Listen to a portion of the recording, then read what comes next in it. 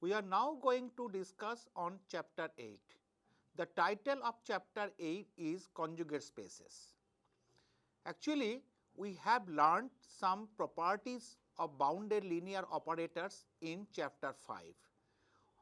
Also, we have learned some basic properties of bounded linear operators with some examples, which gives the direct impression to the readers with learning some basic properties on bounded linear operators. Also, we have learned on Hahn-Banach theorem. Hahn-Banach theorem guarantees the existence of bounded linear functionals of a nonlinear space. Also, collection of all bounded linear functionals forms a nonlinear space with respect to the operator norm. The collection of all bounded linear functionals is denoted by x dash or x prime, where x is a nonlinear space. Sometimes we may encounter with some basic underlying spaces, nonlinear spaces, Banach spaces with their corresponding duals. So, actually the conjugate spaces are very important to learn what their duals looks like. We are now going to start our slide presentation of modules. Now, let us take a theorem. Let capital X be a nonlinear space over a field of scalars capital K, and let x dash be its first conjugate, that means collection of all bounded linear functionals over capital X. If x dash is separable, then x is separable. Now, the proof looks like this. Let capital D be a countable set that is everywhere dense in x dash, and let D1 be the subset of capital D that is everywhere dense in the subset of collection of elements x dash belongs to capital X dash such that norm of x dash equal to 1, which is everywhere dense in capital X dash. We may consider a subset D2 of capital D1 consisting of those elements x dash of capital D1 for which norm of x dash is greater than 7 by 8, and write them as x1 dash, x2 dash, xn dash, dot. So, the set capital D2 is everywhere dense in the subset of elements x dash where norm of x dash equal to 1. Since 7 by 8 is strictly less than norm of xn dash equal to supremum of collection of all such elements modulus of xn dash of x such that norm of x equal to 1 for each n, there exists xn belongs to capital X, so that norm of xn equal to 1 and modulus of xn dash of xn greater than or equals to 3 by 4. Let M be the subspace generated by sequence of elements xn, then M contains a dense subset which is countable, namely the subset which is formed by only rational coefficients. We shall now show that M bar equal to x. If possible, let x naught belongs to x minus M bar. So, by application of Hahn-Banach theorem, there exists x dash belongs to capital X dash with norm of x dash equal to 1 such that x dash of x naught is not equal to 0 and x dash x equal to 0 for all x belongs to capital M. So, x dash xn equal to 0 for all n. Now, 3 by 4 is strictly less than modulus of xn dash xn, which is equal to modulus of xn dash xn minus x dash xn, because x dash xn equal to 0, which is again equals to modulus of xn dash minus x dash into xn, which is again less or equals to norm of xn dash minus x dash into norm of xn, as xn dash minus x dash is bounded functional, and as norm of xn equal to 1, we get norm of xn dash minus x dash greater or equals to 3 by 4. Since norm of x dash equal to 1, the above inequality contradicts the fact that x dash belong to the closure of the set D2. So, M bar must be equal to capital X, and hence the theorem follows. The converse of the above theorem is not true. That means, if x is separable, then x dash may not be separable. For this, we take an example. If x is equal to L1, then L1 is separable, but x dash is equal to L1 dash, which is equal to L infinity, but L infinity is not separable. Now, we take a definition. If there is a sequence En of vectors in a nonlinear space capital X such that for every x belongs to capital X, there is a unique sequence of scalars alpha n such that sigma k equal to 1 to infinity alpha k E k equal to x, then E k is called a Sodar basis in capital X. Now, let us take an example. The conjugate space of Rn is Rn. Now, let x equal to Rn. Take x is equal to xi1, xi2 dot dot xi n tuples belongs to Rn, where xi's are real scalars. Let Ek be a Sodar basis of Rn, where Ek equal to 0, 0, 0, 1 in kth place, comma 0, 0 dot dot 0, that is nth place is 0, where k equal to 1, 2, and so on. So, x equal to sigma k equal to 1 to n xi k E k. Let f is a bounded linear functional belonging to capital X dash. So, fx is equal to f of sigma k equal to 1 to n xi k E k, which on simplification we get sigma k equal to 1 to n xi k gamma k, where gamma k equal to f of E k and k equal to 1, 2 and so on. Thus, C equal to n tuples gamma 1, gamma 2, dot dot gamma n belongs to Rn. As f is a bounded linear functional, we have modulus of fx less or equals to norm f into norm x.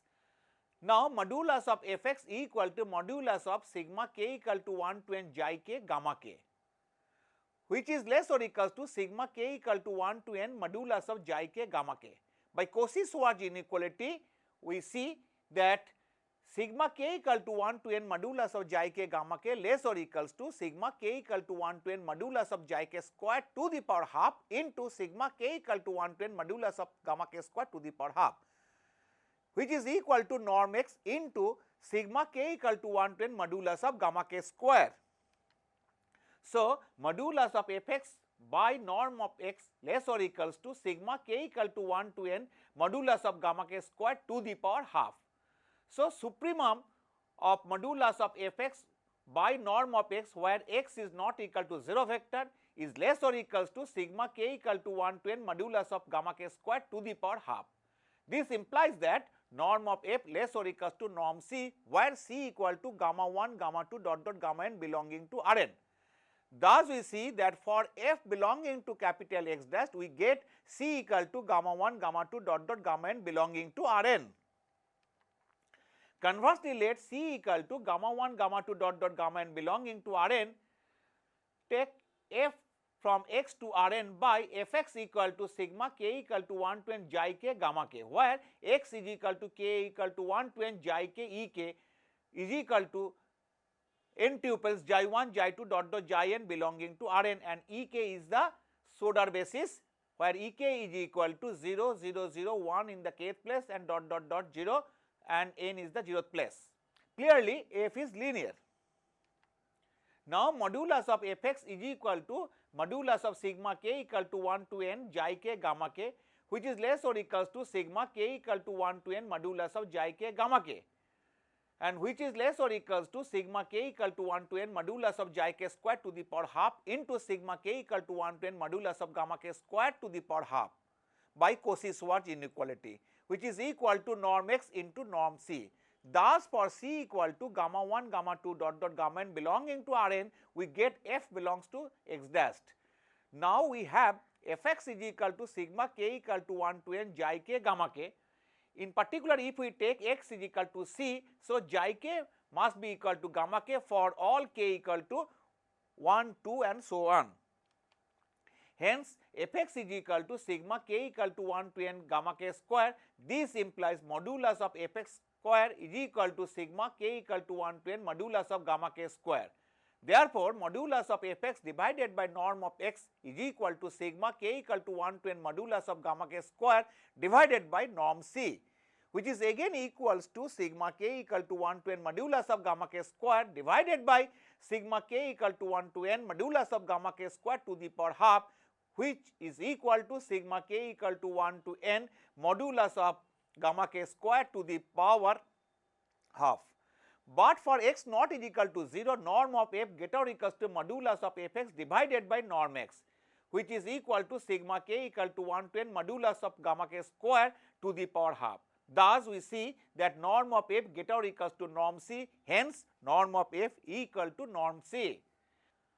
Thus, the mapping Rn dash to Rn defined by the correspondence f belongs to Rn dash goes to C belongs to Rn, where Rn dash is the first conjugate space of Rn, and this mapping is a linear, bijective and non-preserving. So, it is an isometrically isomorphism, hence the conjugate space of Rn is Rn. Similarly, the conjugate space of Cn is Cn. So, the readers can try for its solution that the conjugate space of Cn is again Cn itself. Let us take another example of conjugate space. The conjugate space of LP where 1 less than p less than infinity is LQ, where p and q are connected by a relation 1 by p plus 1 by q equal to 1. Let x belongs to LP where x equal to xi1, xi2, dot dot xin, where xi's are either reals or complex scalars. So, sigma I equal to 1 to infinity modulus of xi to the power p less than infinity. Now, norm x equal to sigma I equal to 1 to infinity modulus of xi to the power p whole to the power 1 by p. Let Ek be a Schroeder basis for LP, where Ek equal to 0, 0, 0, 1 in the kth place, 0, 0, dot dot dot. So, x equal to sigma k equal to 1 to infinity xi k Ek. Let f belongs to LP dash, that is f is a bounded linear functional on LP. So, fx is equal to f of sigma k equal to 1 to infinity xi k Ek, which is equal to sigma k equal to 1 to infinity xi k f of Ek, which is equal to sigma k equal to 1 to infinity xi k gamma k, where gamma k equal to f of Ek and k equal to 1, 2, and so on. Let xn belongs to LP where xn equal to xi1n, xi2n, dot dot xikn, with xikn is equal to modulus of gamma k to the power q by gamma q, where k less or equals to n and gamma k not equal to 0 and is equal to 0 otherwise. So, fxn is equal to sigma k equal to 1 to n xi kn into gamma k, which is equal to sigma k equal to 1 to n modulus of gamma k to the power q. Now, modulus of fxn less or equals to norm of f into norm of xn as f is bounded, which is equal to norm of f into sigma k equal to 1 to n modulus of xi kn to the power p whole to the power 1 by p, which is equal to norm f into sigma k equal to 1 to n modulus of gamma k to the power q minus 1 whole to the power p and whole to the power 1 by p, which is equal to norm f into sigma k equal to 1 to n modulus of gamma k to the power q whole to the power 1 by p. We have used the relation 1 by p plus 1 by q equal to 1. So, sigma k equal to 1 to n modulus of gamma k to the power q less or equals to norm f into sigma k equal to 1 to n modulus of gamma k to the power q whole to the power 1 by p. This implies that sigma k equal to 1 to n modulus of gamma k to the power q whole to the power 1 minus 1 by p less or equals to norm f. This implies that sigma k equal to 1 to n modulus of gamma k to the power q whole to the power 1 by q less or equals to norm f. This implies that sigma k equal to 1 to infinity modulus of gamma k to the power q whole to the power 1 by q less or equals to norm f. This is equation number 1. So, sequence gamma 1, gamma 2 dot dot gamma n belongs to LQ. Thus, we see that for f belongs to LP dash, we get a sequence of elements C equal to gamma 1, gamma 2 dot dot gamma n, which belongs to LQ. Conversely, let C equal to sequence of elements gamma 1, gamma 2, dot dot dot gamma n, dot dot belongs to LQ. Define f from LP to k, k being the field of scalars, by fx equal to sigma k equal to 1 to infinity xi k gamma k, where x equal to sigma k equal to 1 to infinity xi k ek, which belongs to LP. Clearly, f is linear. Now, modulus of fx equal to modulus of sigma k equal to 1 to infinity xi k gamma k, which is less or equals to sigma k equal to 1 to infinity modulus of xi k gamma k. and by Holder's inequality we see that sigma k equal to 1 to infinity modulus of xi k gamma k less or equals to sigma k equal to 1 to infinity modulus of xi k to the power p whole to the power 1 by p into sigma k equal to 1 to infinity modulus of gamma k to the power q whole to the power 1 by q. This is equation number 2. So, we see that f is bounded linear functional, hence f belongs to LP dash. Thus, corresponding to C equal to gamma 1, gamma 2 dot dot gamma n comma dot dot belongs to LQ. We get f belongs to LP dash. Now, from the equation number 2 we get modulus of fx less or equals to norm x into sigma k equal to 1 to infinity modulus of gamma k to the power q whole to the power 1 by q. Hence, norm of f equal to supremum of modulus of fx, and supremum is taken over all such elements having the norm x equal to 1, and it is less or equals to sigma k equal to 1 to infinity modulus of gamma k to the power q whole to the power 1 by q. Now, from equation number 1 and equation number 3 we get norm of f equal to sigma k equal to 1 to infinity modulus of gamma k to the power q whole to the power 1 by q, which is again equals to norm C. Thus, we see that the correspondence LP dash to LQ defined by the correspondence f belongs to LP dash to C belongs to LQ is linear, bijective and non-preserving. That means, it is an isometrically isomorphism between LP dash and LQ. Thus, LP dash is isometrically isomorphic to LQ. Hence, the conjugate space of LP is LQ. Now, we shall show for another example that the conjugate space of L1 is L infinity. Let x is equal to L1, take x equal to xi1, xi2 dot dot xin dot dot belongs to L1, where xi's are complex scalars. Here norm of x equal to sigma k equal to infinity modulus of xi k. Let ek where k equal to 1, 2, dot dot be a Sodar basis for L1, where ek is equal to 0, 0, 0, 1 is the case place, 0, 0 and so on. So, x equal to sigma k equal to 1 to infinity xi k ek. Let f belongs to L1 dash. So, fx is equal to f of sigma k equal to 1 to infinity xi k ek, which is equal to sigma k equal to 1 to infinity xi k f of ek, which is again equals to k equal to 1 to infinity xi k gamma k, where gamma k equal to f of ek and k equal to 1, 2, and so on.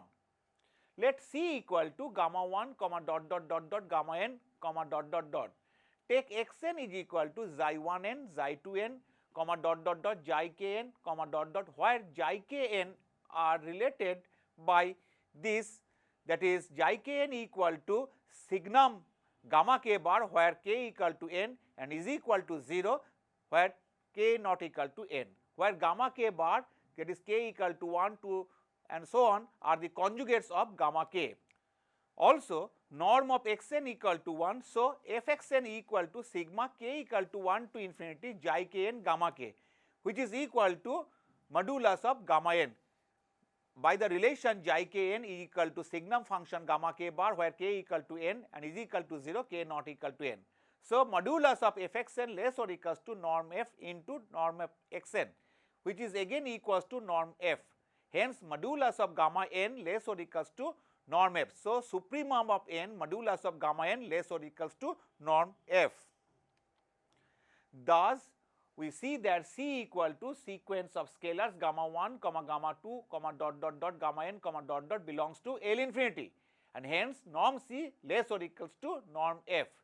Thus, for f belongs to L1 dash, we get C equal to a sequence of scalars gamma 1, gamma 2, dot dot gamma n, dot dot belongs to L infinity. Now, we shall show for converse part. Conversely, let C equal to gamma 1, gamma 2, dot dot gamma n, dot dot belongs to L infinity.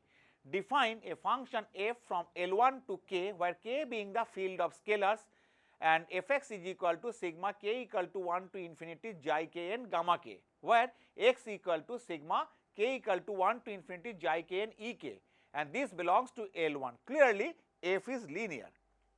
Also, modulus of fx is equal to modulus of sigma k equal to 1 to infinity xi k gamma k, which is less or equals to sigma k equal to 1 to infinity modulus of xi k into modulus of gamma k.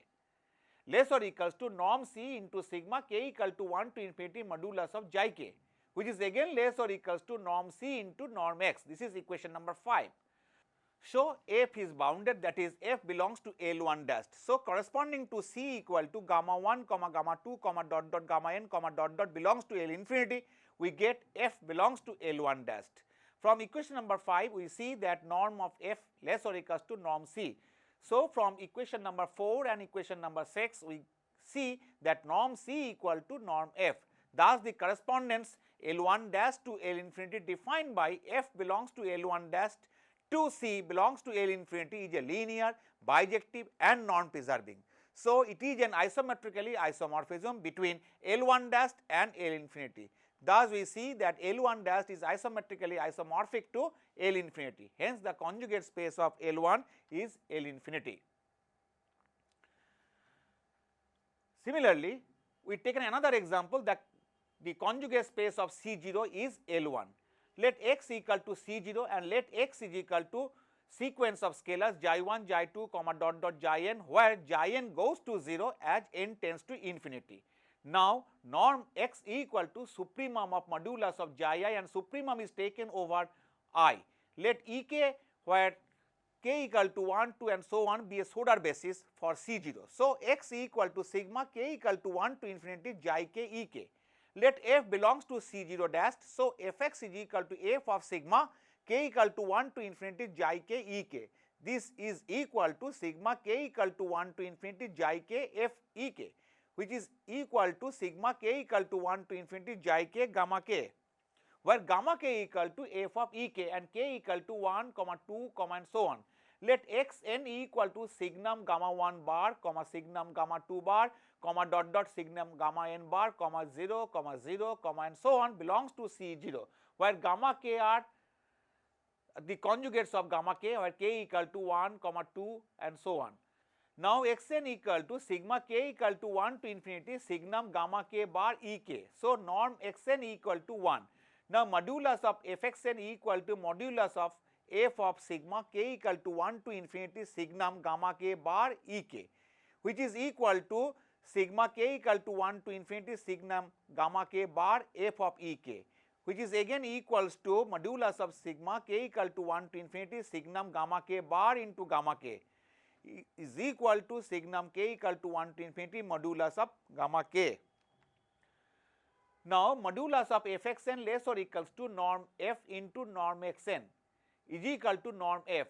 So, sigma k equal to 1 to n modulus of gamma k less or equals to norm f. Hence, sigma to 1 to infinity modulus gamma k less or equals to norm f. So, C equal to sequence of elements gamma 1 comma gamma 2 comma dot dot gamma n comma dot dot belongs to L1 with norm C less or equals to norm f. This is equation number 7.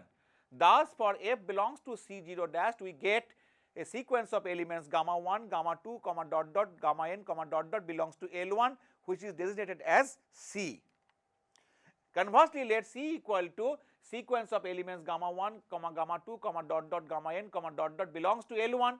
Define a function f from C0 to k, k being the field of scalars, by fx equal to sigma k equal to 1 to infinity xi k gamma k, where x is equal to sequence of elements xi1 comma xi2 comma dot dot xi k comma dot dot such that where x is equal to sequence of elements xi1 comma xi2 comma dot dot xi k comma dot dot such that x equal to sigma k equal to 1 to infinity xi k e k, which is an element of C0, and xi n goes to 0 as n tends to infinity. Clearly, f is linear. Now, modulus of fx equal to modulus of sigma k equal to 1 to infinity xi k gamma k, which is less or equals to sigma k equal to 1 to infinity modulus xi k gamma k, which is equal to sigma k equal to 1 to infinity modulus xi k into modulus of gamma k, which is again less or equals to norm x into sigma k equal to 1 to infinity modulus of gamma k, which is again less or equals to norm x into norm c. Thus, we see that f is a bounded linear functional, that means f belongs to C0 dash. Thus, for sequence of elements gamma 1 comma gamma 2 comma dot dot gamma n, which is designated as an element C, belongs to L1, and we see that f belongs to C0 dash, Also from the equation number 8, we see that norm f is less or equals to norm c.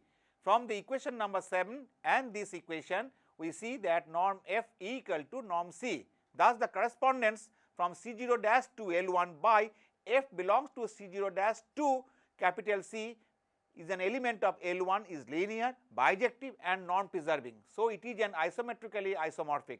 So, C0 dash is isometrically isomorphic to L1, hence the conjugate space of C0 is L1. In this module, up to this, we have learned how to find the conjugate spaces. We have learned that the conjugate space of Rn is Rn, conjugate space of Cn is Cn. That is for the finite dimensional spaces, we have learned the conjugate spaces.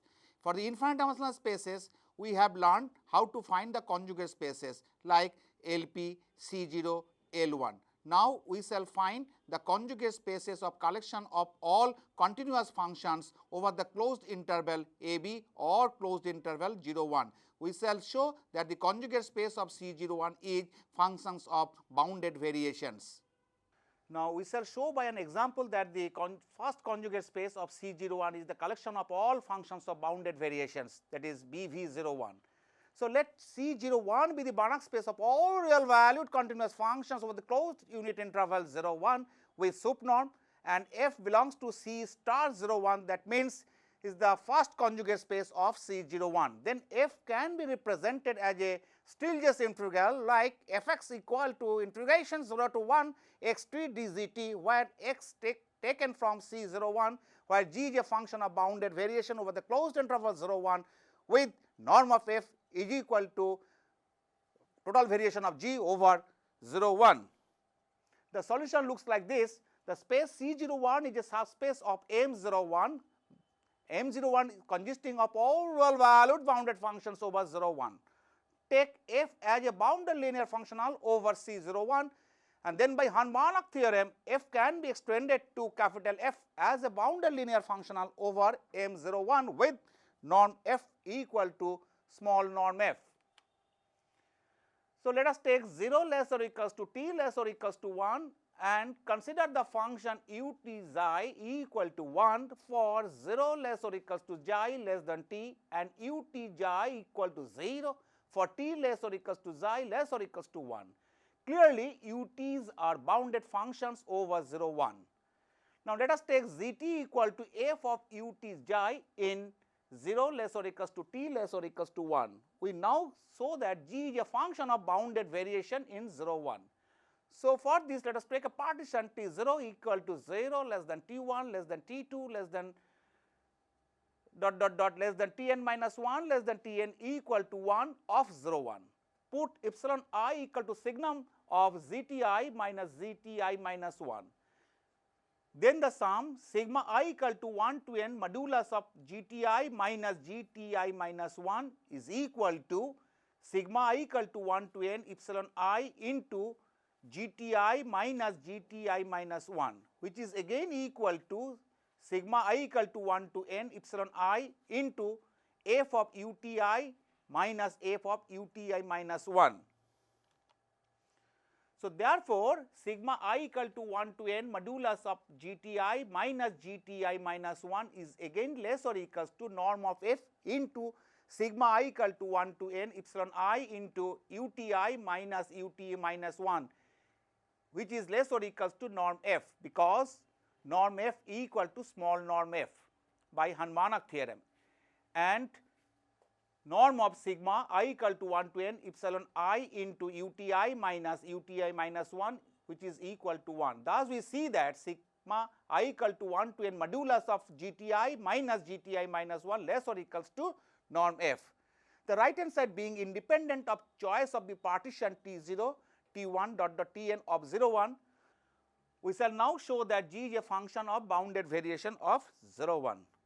Now, let us take a member x belongs to C01, that is the collection of all continuous functions over the closed interval 0, 1, and construct a sequence of functions Zn like this. Znt equal to sigma k equal to 1 to n x of k by n into uk by nt minus uk minus 1 by t of t, where t lies between 0 and 1. You see that Zn is a step function of 0, 1. Now, let us take a routine calculation. F of Zn equal to f of sigma k equal to 1 to n x k n into uk by nt minus uk minus 1 of t, which is equal to sigma k equal to 1 to n x k by n into g k by n minus g k minus 1 by n. Therefore, limit n tends to infinity of f Zn equal to limit n tends to infinity sigma k equal to 1 to n x of k by n into g of k by n minus g of k minus 1 by n. Now, the summation, the right hand side, sigma I equal to 1 to n represents still a sum arising out of a partition of 0, 1, and since x is continuous and g is a function of bounded variation, we now know that limit n tends to infinity sigma k equal to 1 to n x k by n into g k by n minus g k minus 1 by n is actually 0 to 1 x dg.